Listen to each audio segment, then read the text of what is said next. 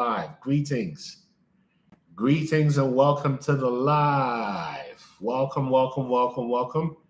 Hopefully you're doing well today. And I'm glad to be here with you. Welcome to the live.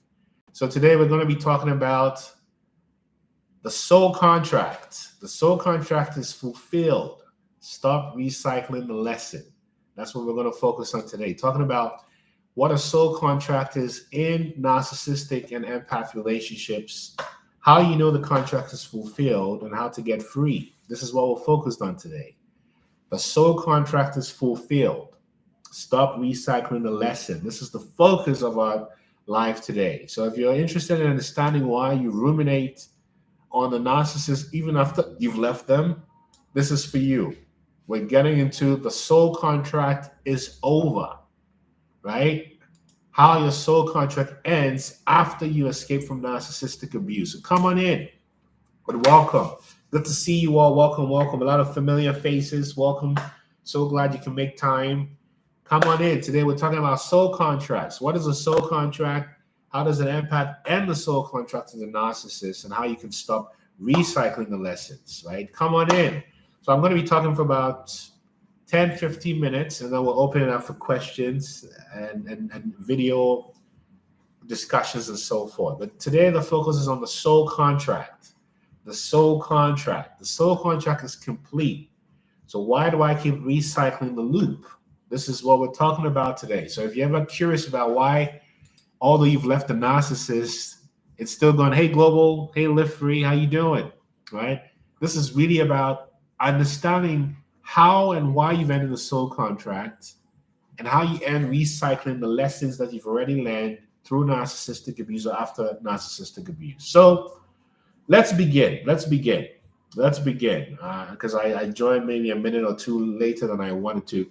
But let's begin. So let's talk about that. You see, this message is about recognizing that the contract has been fulfilled, even though your nervous system doesn't recognize it yet. Your soul has already moved on, but your ego keeps studying this trauma map, war map that you've gone through, even though the war is over. And as an empath, in your sacred loyalty, this is about how you graduate from a class that you've already passed. So this is not about self-comfort. We're getting into a real paradigm reset. And we're talking about soul contracts, what they are, how they operate across timelines and bloodlines, and why they're encoded into trauma, and how to know when it's time to let go. And if you're watching this, if you're joining us today, it's because you've likely survived your own narcissistic abuse, your own ancestral wounding, or your own spiritual betrayal. Thank you, MIA. And you're still looping the lesson, even though your soul has already completed the assignment. You see? So let's get started with what a soul contract is. What exactly is a soul contract? Because sometimes these terms, Iman, yeehaw, that's funny. Sometimes these terms can sound so esoteric and new agey, but let's get into it. A soul contract is a pre-incarnational agreement. It's something you agreed to before, because you were somewhere before you incarnated into your mother's womb or the test tube or wherever you were made, right? So a soul contract is a pre-incarnational agreement before you came here, made by your soul and the soul of another. Because we all have souls, even though in Buddhism it said there's no permanent soul. And these contracts were made to engage in relational, emotional, and energetic dynamics that facilitate your evolution. It's almost like meeting somebody and you feel like, oh, that's my soulmate. Or I feel like I've known you forever, as a friend. You see, before your birth, your soul chooses its parents, which is why a lot of empaths get incarnated into wicked families. Your soul chooses its wounds, its enemies, its allies, its timelines, and initiations. And these are not punishments. It's almost like the curriculum for your soul to remember at this time that you are an empath. So you typically would choose a soul contract that puts you through very deep wickedness and difficulties. You see? And from a spiritual perspective, in the Yoruba, there's some people who are into the Yoruba traditions. Your Ori, right? Lisa, that's right, Lisa, your Ori. is your divine head. It chooses your life path before you enter the world. In the Kabbalah, it said, that's right, Michael. You said it. You said it. That's exactly it, Michael. In Kabbalah, the soul descends through the veils of illusion to find itself through fragmentation, right? And in Buddhism, this is called Sankara, your karmic conditioning, which plays out to clear your residue of suffering, right? So you didn't meet the narcissist in your life by accident. Let me say that again. You didn't meet the narcissist in your life by accident. You called them in. And they were the exact frequency your soul needed to awaken memory through suffering, so you can reclaim sovereignty and light. Let me give you a proof. You don't attract who you want, you attract who you are. So if right now you're telling yourself, I'm not good enough, you're going to attract a person that affirms that you're not good enough. In the same way, empaths preordained exactly, Yvonne. This is why this happens, right?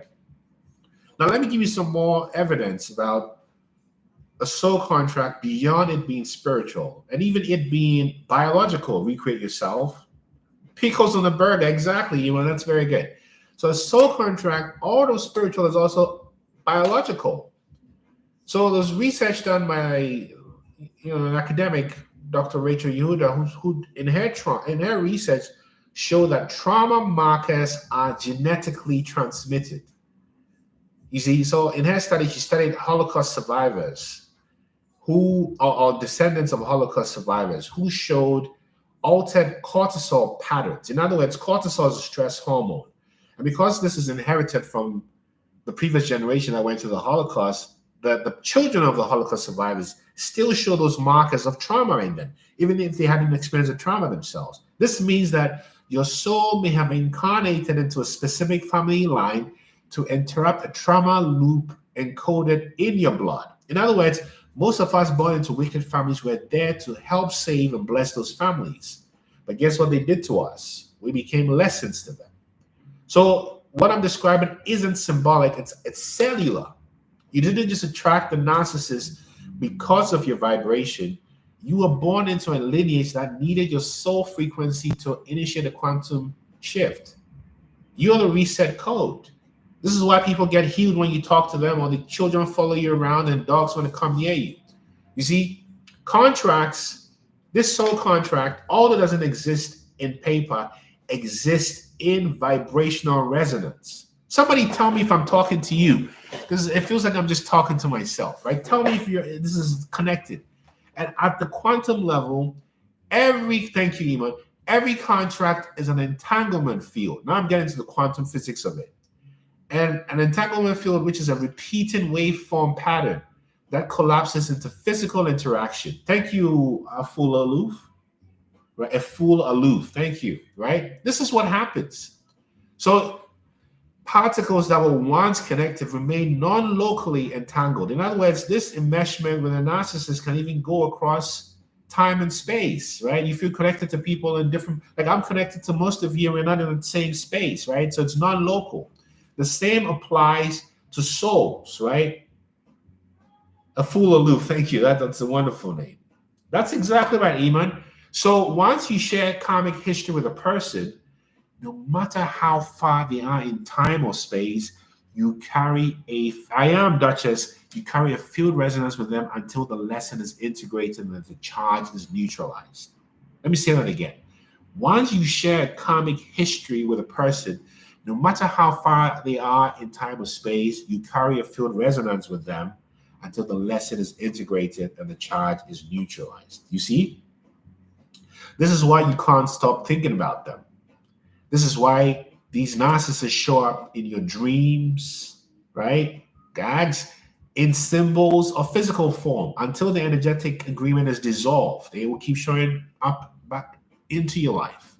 So understanding the contract intellectually doesn't clear it. Even I get that's what happened to you. Exactly, Yvonne. You see, this is exactly it. Understanding the contract doesn't clear it. Michael Moon, my ancestors were in the Holocaust. Oh, I get it. You're HSP. Retrograde, I'm the street, it doesn't matter, research trauma, space, time. Exactly. Thank you for confirming that. We're all aligned. So, like I said, the contract doesn't end because you're aware of it. You must unwire it neurologically, right? And somatically. You're welcome, Elon. You see, because if not, the trauma loop continues because the amygdala, which is the fear center of the brain, stores implicit memory of threat, which becomes the default mode network in your mind. You expect threats everywhere. And you play these identity based narratives. I'm not safe. I'm not lovable. I'm not good enough. I'll never make enough money.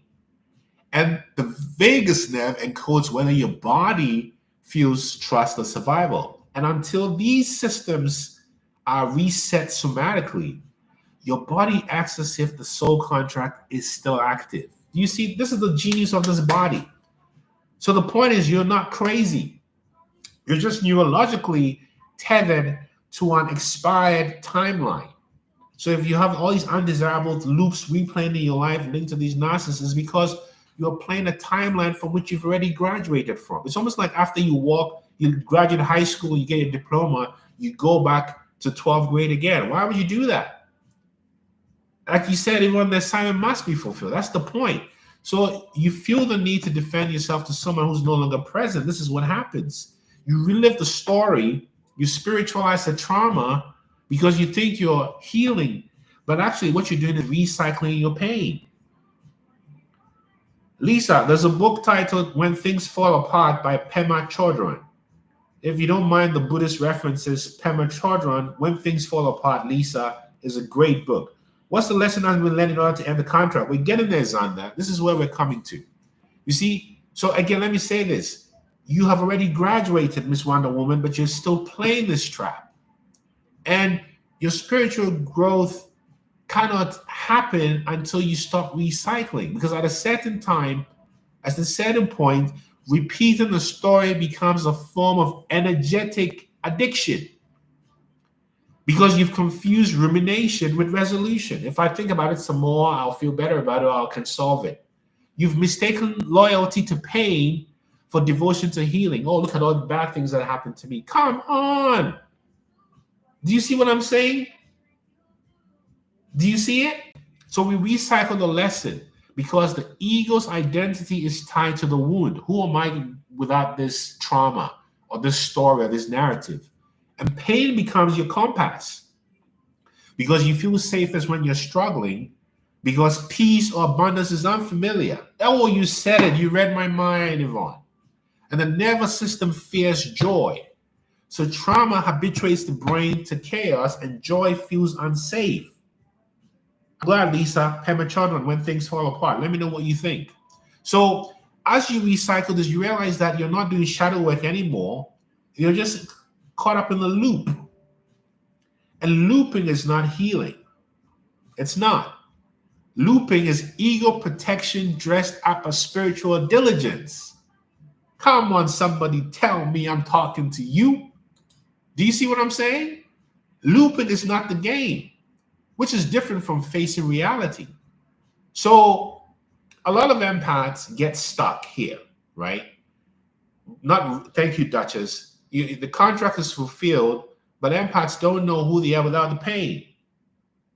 Oh, yes, Michael, you enjoy it because you are a unique type of Hyoka empath, and you know this, right? In many ways, you're a demon sniper, and you know it. You see, the wound becomes your compass to me, and now that it's gone, you feel disoriented. Looping is a trauma-based response, Yvonne.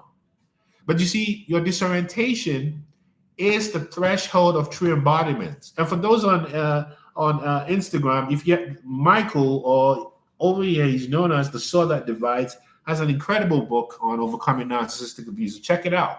But let me keep on. You know, when you are the threshold of real embodiment, it means that you step out of trauma mastery into creative sovereignty. God really says for you, oh, that's beautiful, right?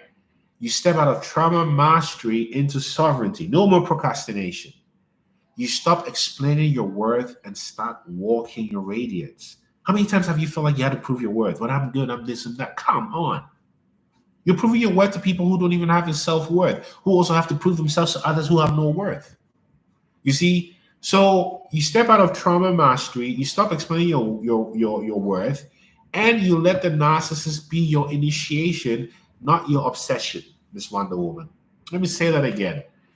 I almost sound like Dr. Umar here. You let the narcissist be your initiation, not your obsession. Because the narcissist didn't own you. They introduced you to the power that you were too humble to claim on your own. You see? That was the contract. Now you can release them, not with resentment, but with reverence. So if you're still looping, this soul contract is not the issue.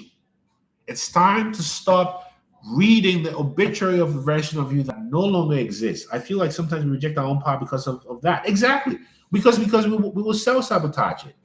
Morpheus is nothing on me. This is the second time someone's called me Morpheus in 2 days, Sanda.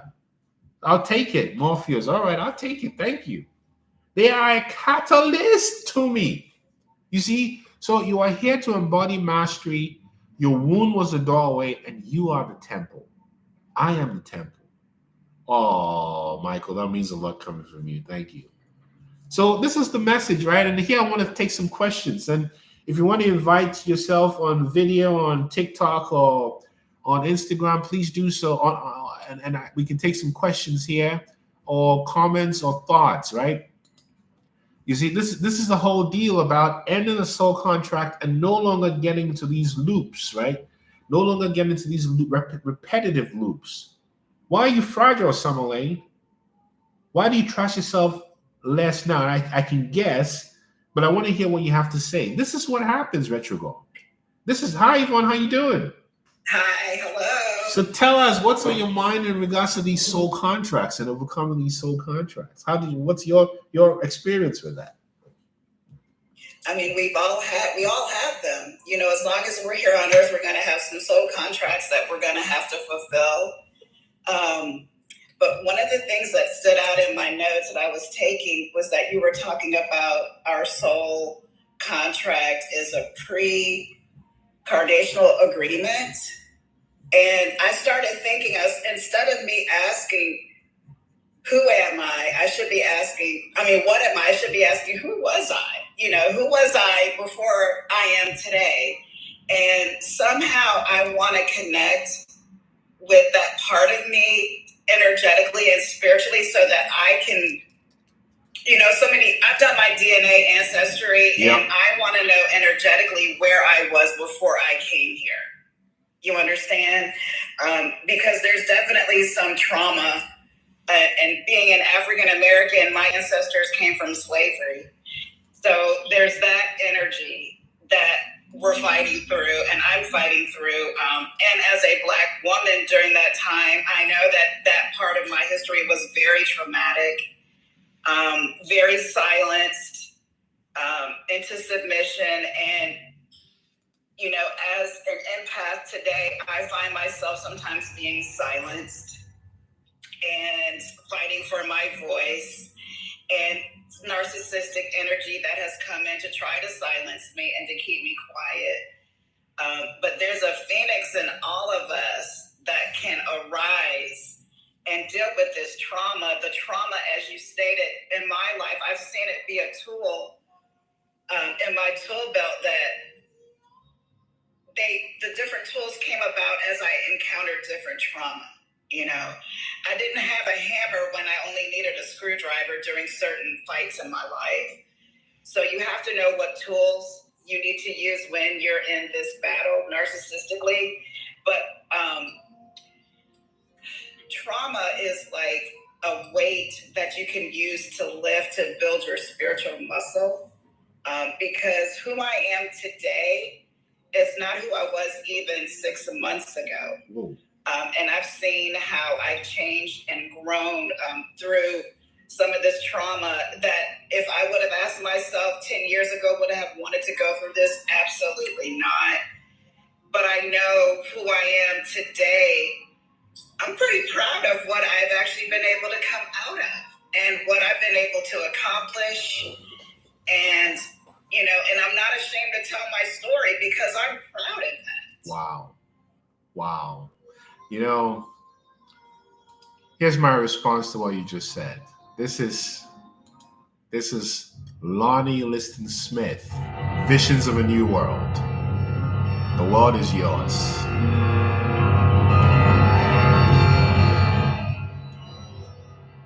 Lonnie Liston Smith, Visions of a New World, because that's what happens when you end a soul contract.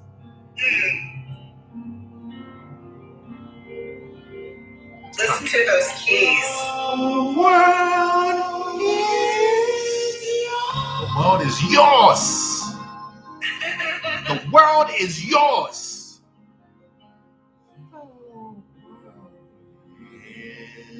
Is mine.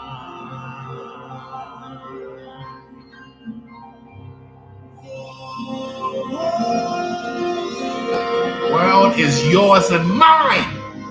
Yes.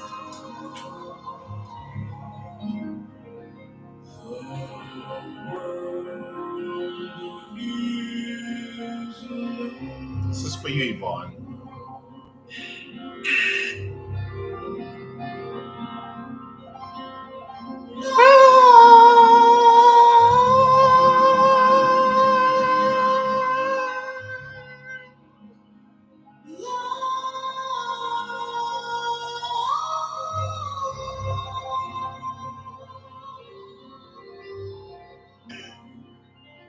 Wow, that's so fast.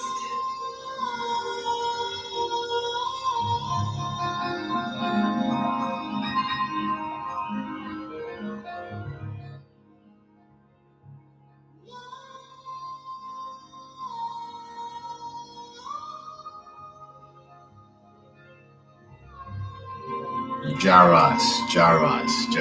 That was for That's you. beautiful. That was for you. Thank you. Thank you for sharing. That was for you. And that's for everyone. It's the Visions of a New World, Lonnie Liston Smith. So, final words to anyone who's struggling. What would you say to them? In ending a soul contract, what would you say to them? When you end a soul contract, think of yourself as you've gone through all of these years of learning and educating yourself and pushing forward and staying up late and the midnight crashes like you're studying as a student. And now you're crossing the stage every single time to get your diploma. You've earned your papers. So don't get halfway through your assignment and just quit. And know that when it gets tough means that you're so close to the end. And there is an expiration date to a soul contract. You decide when it's going to be. So for anyone who's struggling with, what's the soul contract and how do I figure it out? In practical terms, what do you say to them? Your soul contract, whenever they come up, are things that you encounter in your life that you know that challenge you, number one. They empower you and they make you a better, sharpened tool out here in this 3D world. Because remember, we're spiritual beings living in an earthly experience. We're not flesh, we're really spirit, and we need to make sure that spirit is up here and our earthly is down here. Wow. So You said it. Thank you so much, Yvonne. And your words are always timely. And I'm sending you good energy wherever you are. Good energy. And thank you so much for just sharing your heart and your spirit with us. Yeah, really appreciate it. Yeah, thank you so much. Have a good one. Peace. You heard it. Your soul contract has an expiration date. Your soul contract has an expiration date. You see, this is the whole story. So when you end the soul contract, you stop ruminating. This is what happens. This is what happens. And you can't be stopped. You see? So I want to encourage you on this point very importantly, right? And I want to hear some more questions. What else are people dealing with? What is the soul contract? How are you dealing with this soul contract? What has been your experience with it? What's going on? Right? What was happened to you? My soul contract? Exactly, Ms. Wonder Woman. It does have an expiration date. It does have an expiration date. It's not supposed to continue forever. You see? It does have an expiration date. And most of us get caught up in the loop, which is why we're still resident to them narcissist people. And these narcissist people keep showing up and thinking, oh, you don't know the contract has ended? So we're going to come back and keep you there. What doesn't kill us better start running. Thank you, Michael. You said it. You see? So this is what it's like. You end the soul contract by realizing the lesson is over. And when the lesson is over, there's no track to go back and re-continue it. You see? So let's take some more questions. I just invite some random people. Who wants to come in? Yeah. Who wants to come in? Who wants to come in? Come in. Let us hear what's going on. Let us know what's happening to you. Let's get some voices in here, right? Miss Wanda, how you doing? I'm doing good. I'm glad I came in. Oh, I'm so glad you're here. Thank you for accepting comments. So tell us, what's been your experience with soul contracts? How have you dealt with it? This is all new to me. I just found you and I am soaking it all in. I think I married into a narcissistic family. This is my second narcissistic experience. I thought I was equipped, but the more I come on, the more I learn that I need more help to deal with this. How does it feel like to be at this point of recognition, Miss Wonder Woman? I feel empowered. I feel like what I've been doing and what I did with the last attack was right on point. I did get confirmation that I was on the right track. However, I'm feeling kind of like I don't know where to go from here. And learning that soul contracts end has helped me to realize that I can move on from this experience. And when another one shows up, I think I might be able to handle it a little better. But why do I? How do I stop? Are they always going to come? No. And why are they coming up to me? Okay, can I ask you some questions? Yes, Thank please. you. Thank you. What were mom and dad like growing up? Dad was out the picture. My mom and dad separated when I was about 3. Mom raised us with her extended family. What was she like? Mom was loving, but I think distant. What do you mean distant? I saw her struggle a lot, and I saw her get abused physically. By who? Men, boyfriends. What did that internalize in you as a girl seeing that? I'm not safe. Don't speak. Don't say anything. You're gonna get hurt. Please say that again. I'm not safe. Don't speak. Don't say anything again. So why do you think you attracted a narcissist in your marital life? Don't say anything. It was a program that was inserted to you as a girl.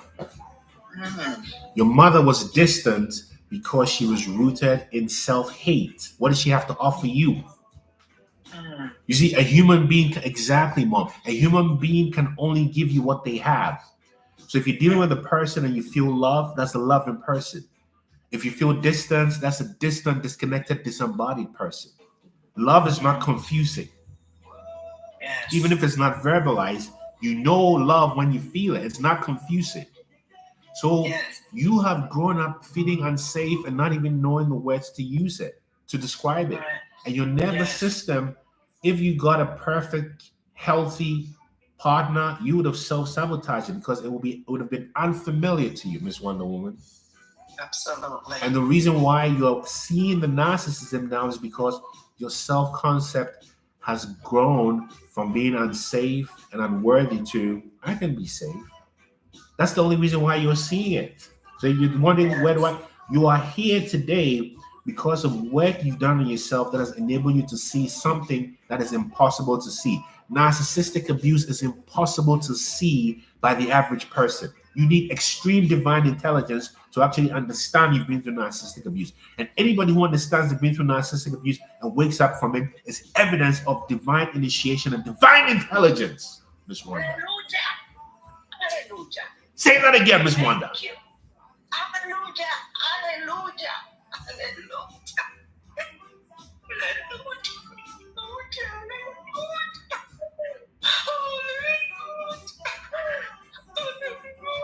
Miss Wanda, I want you to look at me, yeah? I'm not even going to keep, this is for you. This is Diamonds and Gold. Taros Riley, Malan Asha. Miss Wanda, I'm celebrating you. Watch this. This is all incantation. When you see me dancing, this is the dance of a warrior.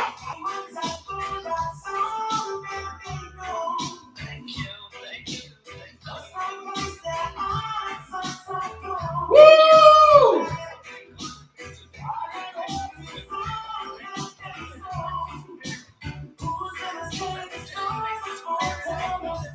Gold and diamonds. This is Taros Riley. That's who you are. This is who you are.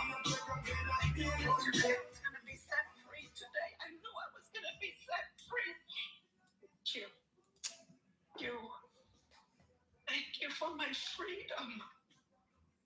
Thank you for the alert. Thank you for awareness. Thank you. Thank you. Thank you. Thank you. Thank you. I'm set free. This is how it begins. This is begin again. This is how it begins. Yes, I will begin again. Submit to the voice within you. Submit to the voice within you. Go out into nature. Go to the beach. Go to the river. Go to the park by yourself. I went yesterday to the park to visit my sister's tree that I had planted 6 years ago. She was my best friend and also in a narcissistic, abusive relationship, and she passed. And I know that part of that was all of the suffering. No. It wasn't part of it. It was the whole kit and caboodle. Oh my God. You heard me. You heard me. Do you see how gangster that makes you, Miss Wanda? Yes. We should all be walking as victors, not victims. Yes. Stand tall. Stand tall. Stand tall. Yes. Yes. Stand tall. Yes. Yes. This is what happens to you when you come out of narcissistic abuse. Yes. Yes. Yes. Do you see what I'm saying? Oh, thank you. I needed this. I needed this. Miss Wanda, we're in this together. Thank you. And you're welcome back here anytime. I will. Anytime. And if you want to talk more, just book a free session on my site. And I also have a masterclass that will launch in June. Just keep on the lookout for that. Right? I will. But just come back to the lives whenever you want. I sure will. And let us know how you're doing. Let us know how you're doing. And I really appreciate you sharing. Yes? We're in this together. One love, one love, one love, one love, one love, one love. Oh, Lord. That took a lot out of me in a positive way. We all did it together as witnesses. You see the observer effect in quantum physics? What is observed is changed. So we just observed Miss Wanda freeing herself. One love always, you see? Because when you're free, I'm free. Ubuntu. Or what the great Thich Nhat Hanh says, interbeing. You see? The song I played, Diamond and Gold by Taros Riley, because that's who we are. Ellie Wynn, give thanks. I don't even know what else to say. Miss Wanda, that was intense. You see? Oh, I'm free. I don't know what to say. I don't know what to say. I don't know what else to say. So this is what I would say. Maybe we'll end a little early today, right? This was intense. I just want to say, oh, Miss Wanda, you feel alive again? Oh my goodness. Give thanks to the Almighty. You understand that? We give thanks to the Almighty within us, the Almighty within you. So folks, remember, you are diamonds and gold. Diamonds and gold. Diamond and gold. Diamond and gold. Diamond and gold. Know that. Know that. Know who you are. Know who you are. Know you are. And no matter what, just remember, There's this guy on the internet with dreadlocks based in Seattle, some call him Morpheus, who's reminding you that you are diamond and gold. Taras Riley, Jaras, Malan Asha. We are all spirits of the divine, and know who you are.